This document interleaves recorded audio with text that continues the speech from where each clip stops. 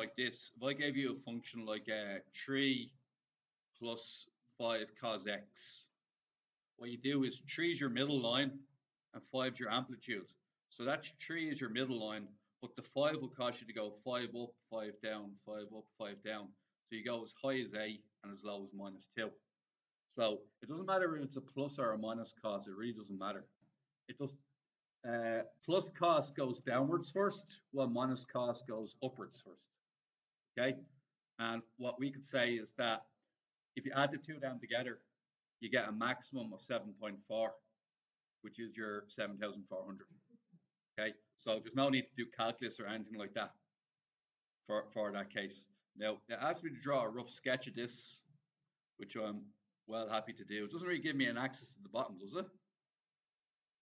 So what does it want me to do? Okay, I can draw a rough sketch of that, no hassle.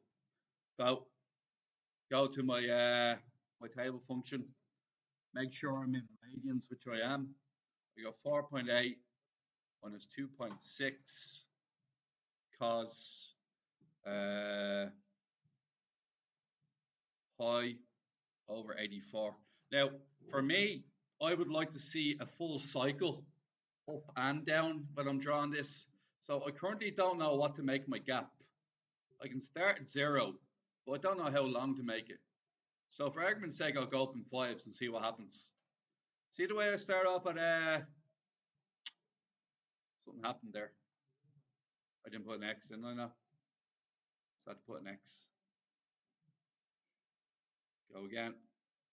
See where I start off at 2.2. I won't be happy till I see 2.2 again. Okay? Not on the way down now. So that's not enough. That's barely a fraction of it. So I might go up in 10s instead.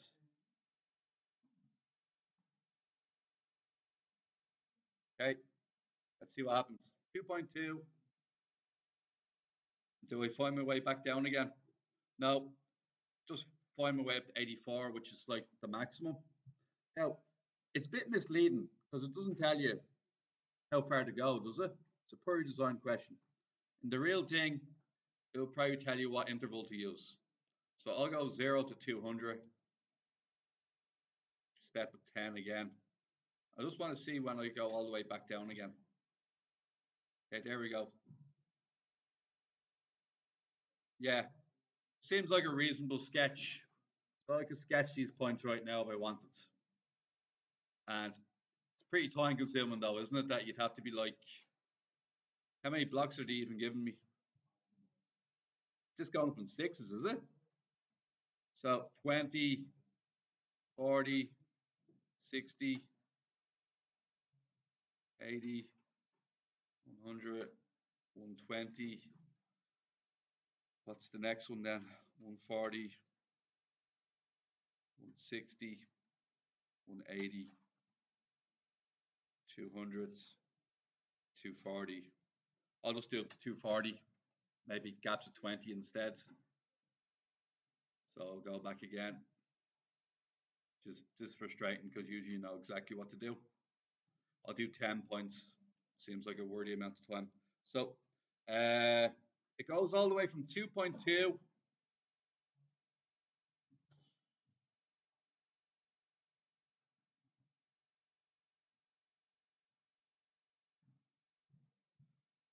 2.2 to 7.1 or 7.4. So 2.2 to 7.4. So I can call that 1, 2, 3. No, that's not good. No, they won't make it easy on us. It's not good. Let's try this again. 2, 4, 6, 8, and I'm roughly guessing where everything is. So it's a very rough diagram. Yeah, I don't think it's set up as a good question, to be honest, guys. Now, yeah, 2.8, which is close to 3. And then 4.6,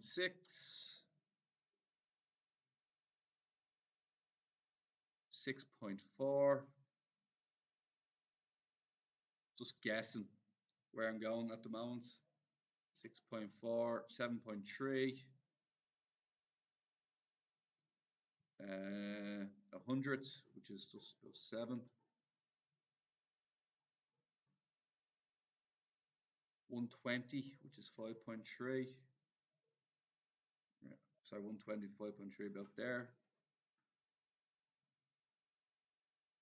Then 140, which is 3.5. 160, which is around 2.3.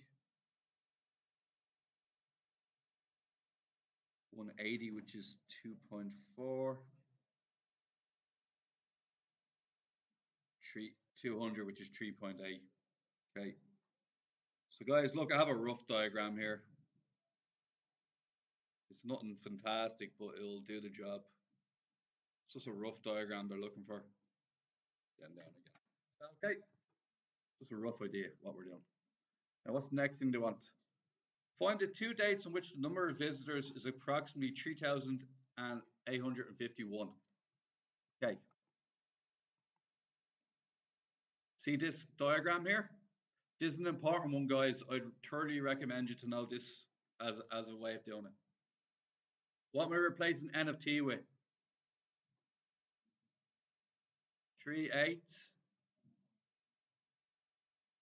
It's in thousands, isn't it? So I don't write it as that. I write it as 3.851. I'm going to take away the 4.8. So I'm going to get 3.851. I'm going to take away the 4.8. And what I'm going to get is minus 0.949.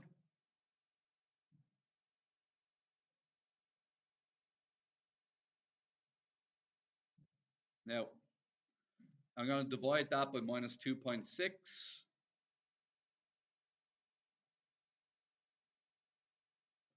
And what I'm going to get is 73 over 200.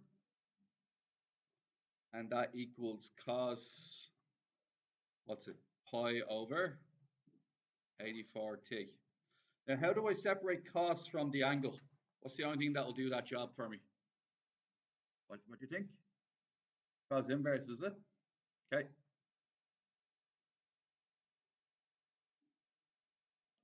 Now, I already know from my table function where 4.8 is. I have a rough guideline of where it hits 4.8.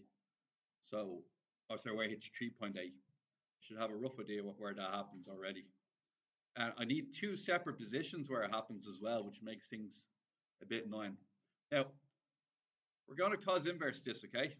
Now, I'm going to do it in degrees for a second, just for a little second. Just want to verify something. Shift setup degrees. Okay, I'm just going to cos inverse 73 over 200. I just want to check what quadrant it's in.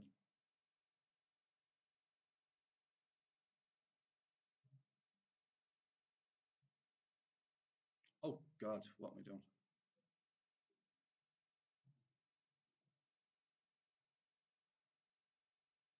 Okay, 68 degrees roughly. Everybody see that? Roughly 68 degrees. That's a first quadrant. So I'm happy to proceed with the radians now. So 1.197. Now, please remember ASTC. Where are the only 2 locations where cos is positive? A and C. Behold your A answer. Well, where do we get the C answer from?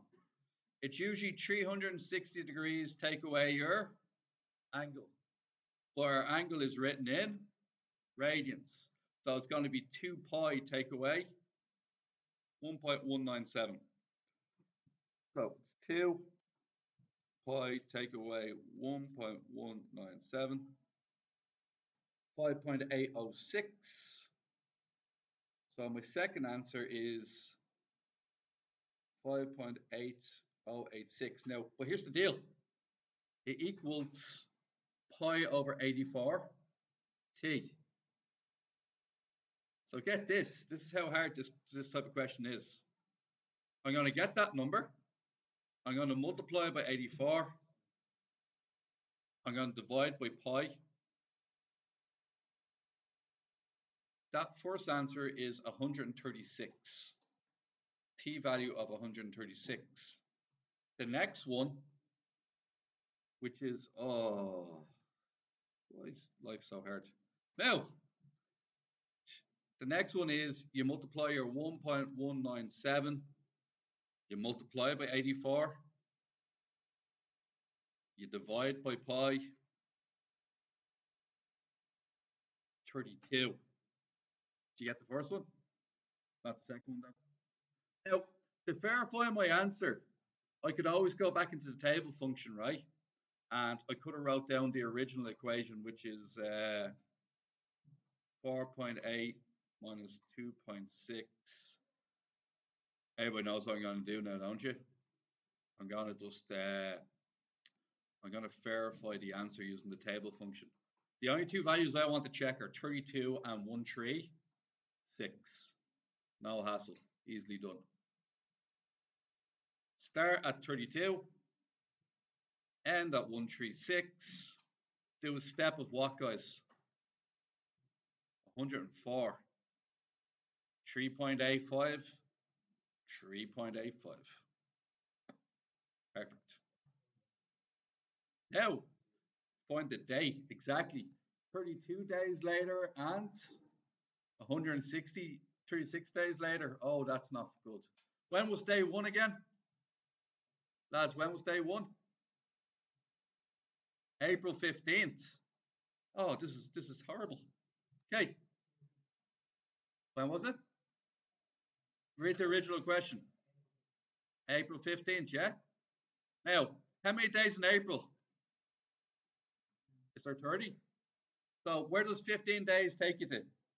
15 days will take you to April 30th. And then an extra 17 days will take you where? May what? What? May 17th. Now, as for 136 days, we're going to have to do a bit of counting. We're done.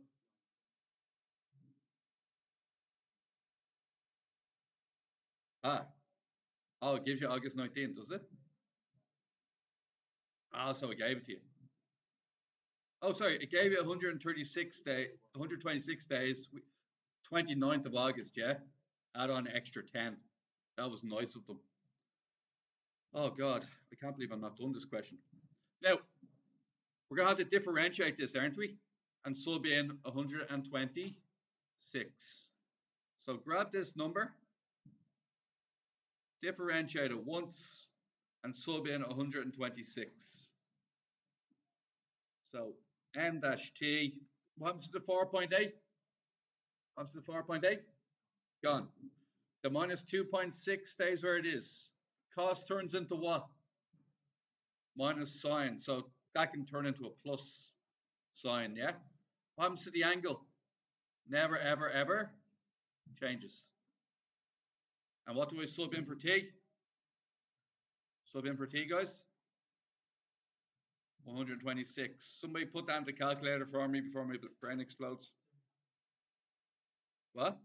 Oh, and multiply by the derivative, which is pi over 84. Good job. So what do we get when we do all that?